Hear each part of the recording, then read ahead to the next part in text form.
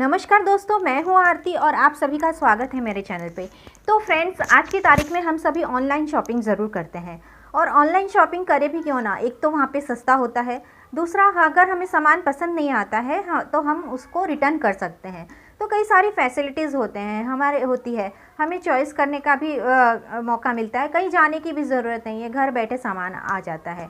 करिए, online shopping करिए। लेकिन दोस्तों, इसमें आपने भी नोटिस किया होगा कि जब हम सामान मंगाते हैं और हमें पसंद नहीं आता है तो हम उसको रिटर्न कर देते हैं। तो जब सामान मंगाते हैं तब हम उसका ऑनलाइन पेमेंट करते हैं, ठीक है, और जब हम रिटर्न करते हैं उसको तो हमें ऐसा बोला जाता है कि 7 दिन के अंदर पैसा हमारे अकाउंट में आ जाएगा। तो जब हम ज़्यादा शॉपिंग करते हैं तो सामान तो हम मंगा लेते हैं और हमारे पेमेंट के लिए हमारे पास कई तरह के ऑप्शंस रहते हैं। यूपीआई होता है, मतलब पेटीएम, गूगल पे, सुपर मनी, भीम, ये सब कई तरह के, फ़ोन पे, ये सब कई तरह के ऐप के थ्रू हम पेमेंट करते हैं या फिर क्रेडिट कार्ड से पेमेंट करते हैं, ठीक है। और जब उससे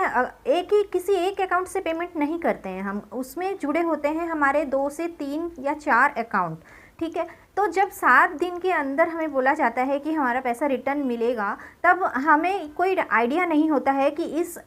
सामान का पैसा हमारे अकाउंट में रिटर्न आया है कि नहीं आया है, और हम ध्यान भी नहीं देते हैं। लेकिन काफ़ी टाइम के बाद जब 1 महीना 2 महीना बीत जाता है तब हमें याद आता है कि अरे वो सामान हमने रिटर्न किया था, उसका पैसा आया कि नहीं वो हमने चेक ही नहीं किया है।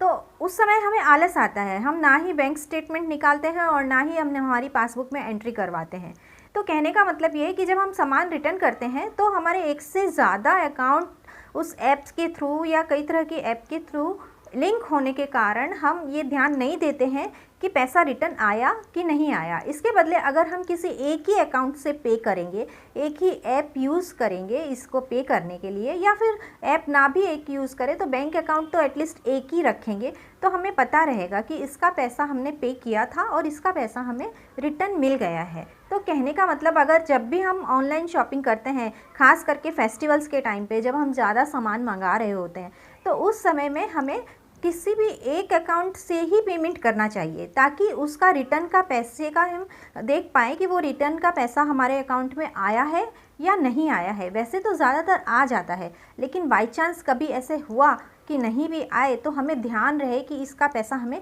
नहीं मिला है। तो कहने का मतलब यही है कि ऑनलाइन शॉपिंग में हमें किसी भी एक बैंक अकाउंट को ही रखना चाहिए और अदर बैंक अकाउंट को इससे दूर रखना चाहिए। अगर आपको मेरी ये वीडियो ज़रा भी हेल्पफुल लगी हो तो मेरे चैनल को लाइक कीजिएगा, सब्सक्राइब कीजिएगा, और अगर आप सोचते हो कि ये वीडियो और किसी को भी हेल्पफुल होगी तो मेरे चैनल को शेयर ज़रूर कीजिएगा, अपने स्टेटस पे भी लगाइएगा, जिससे और भी लोग अवेयर हो पाए। तो आपने मेरा वीडियो देखा उसके लिए thank you, thanks for watching.